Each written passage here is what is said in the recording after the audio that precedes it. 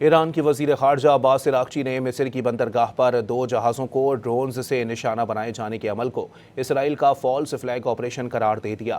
اپنے بیان میں ایرانی وزیر خارجہ نے کہا کہ ہم سب کو اسرائیل کی ایسی سازشوں اور فالس فلیگ آپریشن سے خبردار رہنا چاہیے جو خطے کے امن کو سبوتاژ کرنے کے لیے ہیں۔ خطرہ واضح اور مشترکہ ہے جو کہ مسلمانوں کے اتحاد کو لاحق ہے۔ یہ بھی کہا کہ ایرانی حکومت مصر کو اپنا دوست اور خطے میں اہم شراکت دار سمجھتی ہے اور اس کی سیکیورٹی ہماری انتہائی ترجیحات میں شامل ہے۔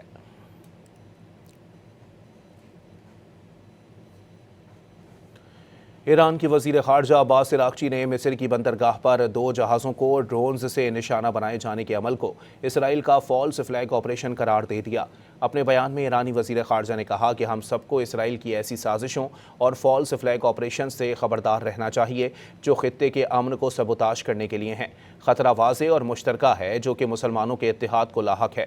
یہ بھی کہا کہ ایرانی حکومت مصر کو اپنا دوست اور خطے میں اہم شراکت دار سمجھتی ہے اور اس کی سیکیورٹی ہماری انتہائی ترجیحات میں شامل ہے۔